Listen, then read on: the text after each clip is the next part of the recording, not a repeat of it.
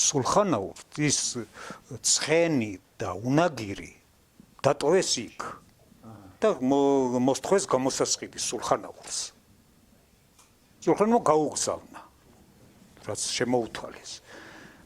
და იმათ რაღაცა ცხენი თუ უნაგირი რაღაცა კი გამოატანეს ერთ-ერთი, მაგრამ მეორე აღარა კიდე მოსთხოვეს დამატებით გამოსასყიდი.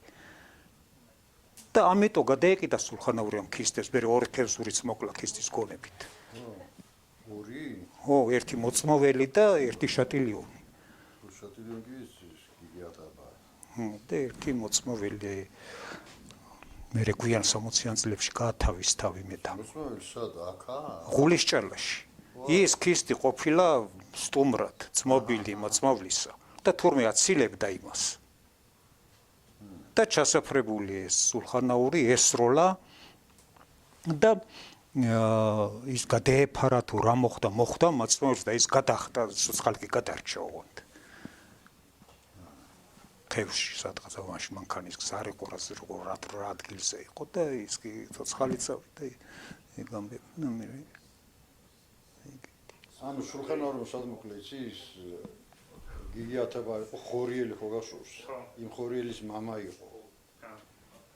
და სულხანაური ჩასაფრებული იყო ანატორში. ჯვარნუარენ იქ ტყეში. ქისტებს კი. და დაინახო რომ ქისტურ ტალავრიანი კაცი და მეორე კაცი მოდიან თუ მიდიან რა ვიცი ხიძე რო გავდივართ ეს რო არის ის დროასაშველი. ქისტი ეგონა თან ლექსიც არის ტალავარ ბუსურმისა სერია ძმობილისა თან ძმობილი არ ვიცი დურბინ მატყუებს არ ვიცი რაღაცაო და ტალავარისო ქისტისა სახე აქვს ხევსურისო თუ რაღაც ეგეთი ბევრი ლექსებია მაგაზე ეს ამბავი რომ ის ხმას გახვდა კივილი გიგი ათაბაისო დაიჭერს გამოგორილისა მამაი თავიშვილსა დაკროტოფი და მე ალბათ მიხვდა რომ ეს ხევსური შემო მე მიხვდა ერთი ხოშურაული დახვდებოდა შურისაძიებლად კიდევ ერთი ხოშურა ფშაველი მარტო იქისტებს ხოცდა და ხოცდა ერთადერთ ის ხოშურაულის ნატანები ჰყავი მაშინ და წამოვიდნენ ამ შატილიონებმა უცებ ეგრევე თადამთა წამოვიდა პირდაპირ მაგ მთას ამოხვა ეგრევე მთელი რაც მოდი შეგ წყალგამყოფი მაგას ამოხვა ჭეჭყეთა ის მაღლამდე ალბათ და იქიდან ჩამოვიდა ჭეჭყეთის ძირ და იქ უკვე შატილიონებს ჰქონდა გზები შექმნილი და იქაც იყვნენ შატილიონები უცებ ამათ ამ ბიძაშვილებმა აბას ბიძაშვილებმა შეყარეს მთელი სოფელი და უნდა მოვკლათ ის კაცი გზები შეკრეს თქვენ თავი არ დაგედებათ არავის თქვენ ჩემუშანი ხართავ ეხლა და ეგრე ახლა თქვამი გამოყვნენ შატილიონები სულ ყველა და 12-განა გზა შაკრული. სულ ყველგან ჩამსხდარი ყოფილან და სულ ბოლოს აი შურის ციხეზე ჩამსხდარი. აქაც.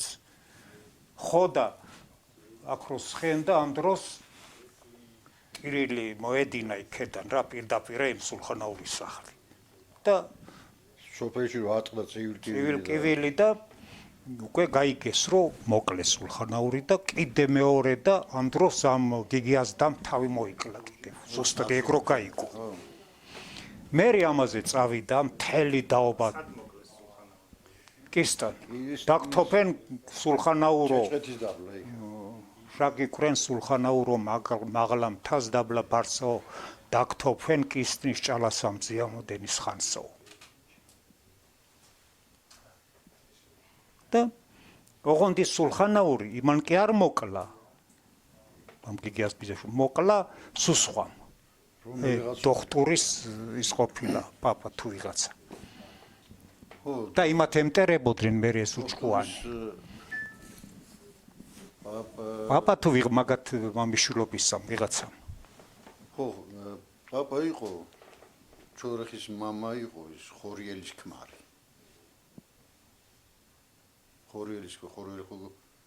არა დედის მხრიდან და იმის მხრიდან კი არა ბიძაშვილი საბიძაშვილოდან ეგენ ხო სხვა მამიშვილობაა და ისინი სხვა მამიშვილობანი იყვნენ მე ამ გოგოთური ხო ცოცხალი იყო და იმ გოგოთურს უთქვამ კაცმა რომ სხვის თავმკიდებარ კაცს მაკლას მაშინ თერხევსურეთ ერთხას მოხუცს. ხო. ამათ თავ გაათავანო, ნუ მაშინ თავი-თავში წავიდა უკვე. და ამას თავი დასდვის. იმ მომკლავს. და კიდე ედავებოდნენ იმ ქალი რომ ყოდა თავი რომ ესეც მაგამბის გამო მოხდა იმან თავი მოიკლო.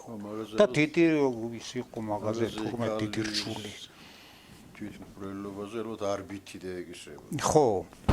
მან როგორი ჯულეს და ის მიხედვით გააჩი. დიდი ხანი გაგზელია. ეგ ეხლა ჯული უცებ არ ხდებოდა, ეგ გადიოდა აი შემთხვევიდან 40-50 წლის მერე დაახლოებით. ჯერ ის იყო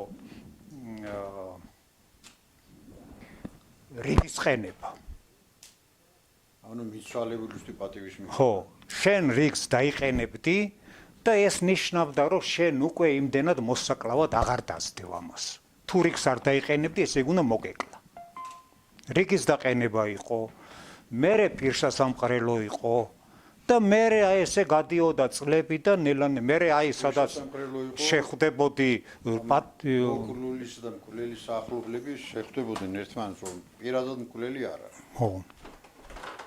შეხვდებოდნენ რა, სასმელი რამე და შერიგები. სადაც შეხვდებოდნენ, ან შემთხვევით ან ისი ან რაღაცა პატივი მიჰქონდა.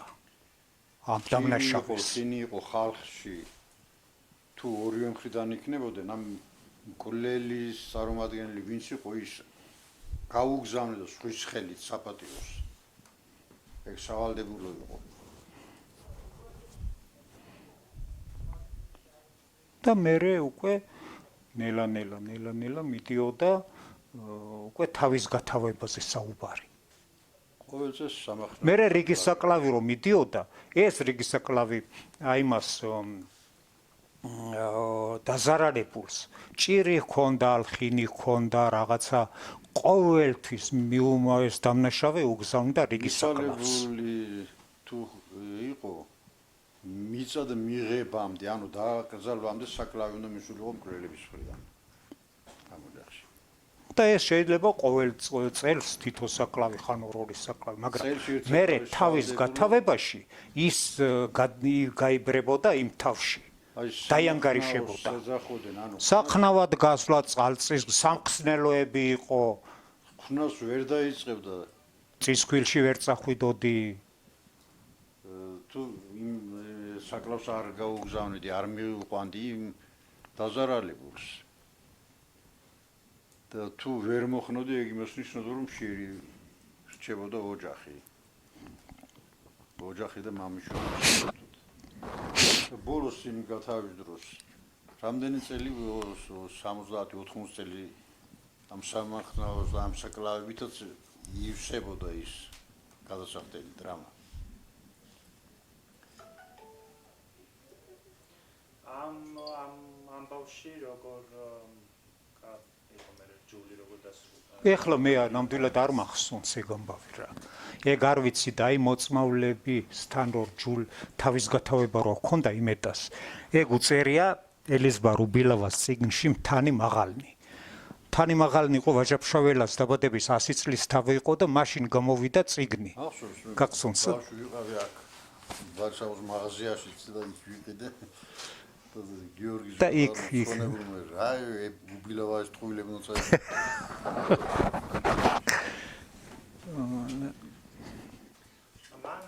ქისტეთთან ესეთი მტრობა იმის გამო ქონდა სულხანაურს მაგის გამო. კი. ბიზაშვილი. ხო, ბიზაშვილი მოუკლე. სხვათა შორის 3 ლექსია დაწერილი ამ გიგიაზე მიხახელაშვილს. ცმობილი სიკვდილი, გიგია სიკვდილი და რაღაცა. ის ძმადნაფიცები ყოფილან ხელაშვილი და ეს გიგია. ეხლა ჩვენ მე დავიწყე ამ თემაზე საუბარი და თქვენ იქნება სხვა რაღაცა იგაქვთ სასაუბრო. არაფერი, აი ეს სიტყვა რასაც მოიტანს. მაგრამ ისე გაცნობით უნდა გავიწყო. ხო. წარმოადგინო შენი თავი. მე ვარ შოთა არაბული. ჩირდილელი, ცხოვრობ კორშაში, აქ დავიბადე, გავიზარდე, სკოლაც აქ დავამთავრე. სწავლობდი თბილისში, როცა დავამთავრე, დავბრუნდი და დღემდე ლეხურად ცხოვრობ, ეწევი სოფლის მეურნეობას. ბარისაუს სკოლა-ინტერნატი, ყავს საქონელი სამხატვრო აკადემია. და ხანდახან დრო როცა მექნება ვხატავ ხოლმე. კორშაში დასახლება და შეიძლება ითქვას კორშის განაშენიანებაში დიდი წვლილი გაქვს.